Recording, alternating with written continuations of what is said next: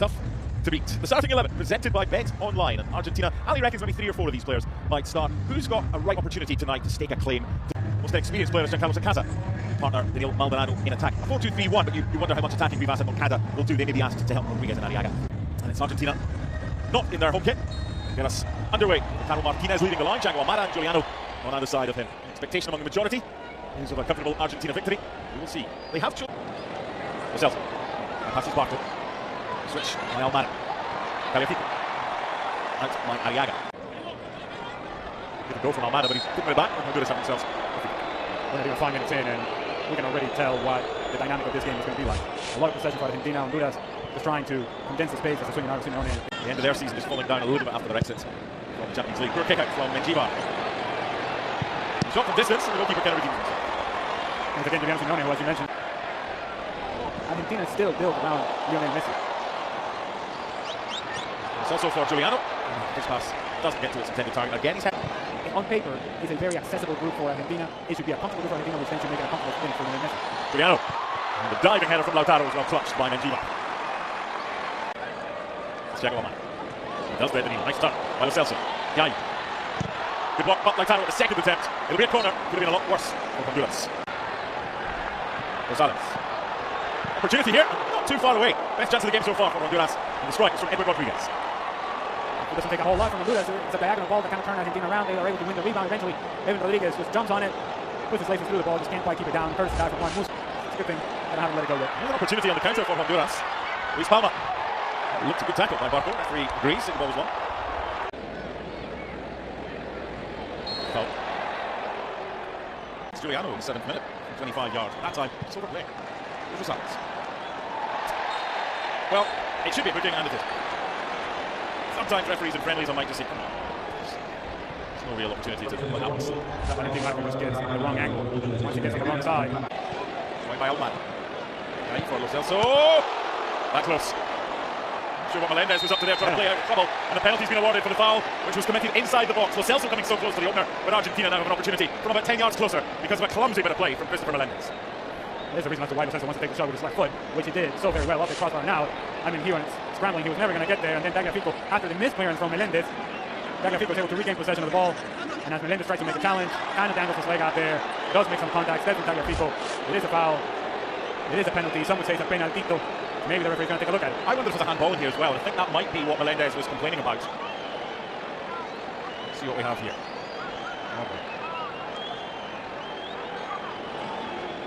VAR's helping out with the location of the foul. If it's indeed a foul, it was inside 18-yard box from Melendez. And you called it correctly, it was clumsy challenge, unnecessary challenge from Christopher Melendez. And he comes from his own turnover, his own failure to clear the danger. Penalty. 36 goals and 75 caps. Lautaro Martinez.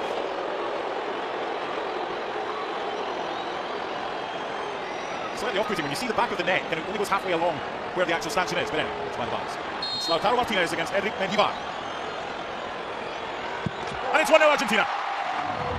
37th international goal for Lautaro. Applause from Messi and co, and the deadlock is broken in College Station.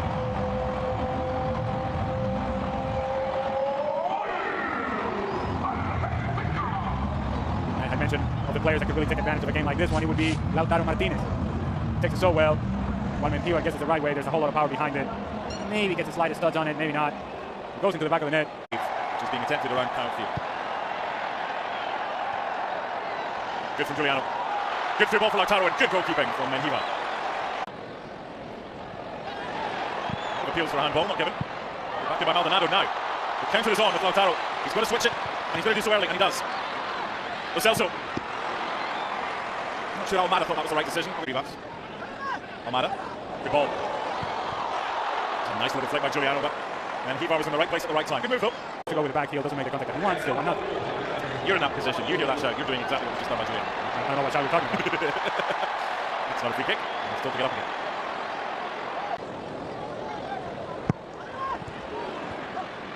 What an effort. And that took Menjivar by surprise. Alessandro Martinez, who wanted the ball left by Giuliano a couple of minutes ago, does this. That took Alessandro Martinez by surprise. It makes no sense to try this. He does That'll do us for a first half that sees Argentina with the lead given to them from the penalty spot by Lautaro Martinez in the 37th minute. From an Argentina perspective, ahead of their World Cup opener against Algeria, Tuesday the 16th in Kansas City. Don't see any need for that. Nice little flip from Lautaro, and they move it quickly to the left-hand side. This could be an opportunity for a second goal, and very close. Really nice move, and Almada to Palacios. Space here for Lo Celso. Giuliano. Big chance. Awful attempt by Thiago Almada. Oh, mommy.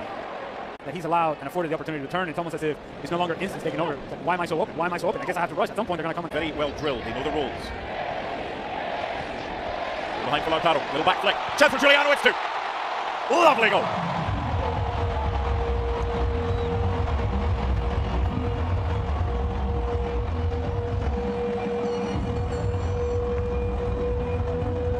If you remember in the first half, Mark, I talked about skipping the pass out wide and finding the pass inside towards Lautaro Martinez. And it isn't that movement of Lautaro Martinez and the recognition of the space by Giuliano Simeone coming from the right-hand side, far more natural for him to go from outside to in. The layoff from Lautaro Martinez, the run from Simeone, the initial run of Lautaro Martinez that opens the space centrally that is well recognized. A lot of players involved in this move. Medina is taken late by Melendez. Play on, Almada's layoff. And Lo Celso denied by the block. They look like they're going to create something every time they come forward, Argentina, in the second half. Been very lively. Now that was a whole lot better from Thiago Almada. It was 1 and 2 touches, and more importantly, there was movement. Once he laid the ball up, there was actually a change of pace to get into open space in behind the Honduras back line. Just dropping short and picking up space. Right across the face and the header. And somehow stopped. Danger not yet over. Enzo's on for Thiago Almada. So while we were talking about the better second half, here come Honduras. Bodies forward. Not the best option. His teammates are letting him know that. Rodrigo de Paul. Away by Luis Vega. Didn't get enough on Alexis McAllister.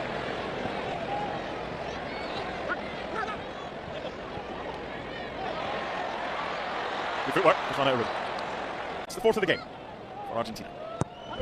Taken by Rodrigo de Paul, but like the previous ones, Honduras have defended them well. They've given them so much space, and he can hit them.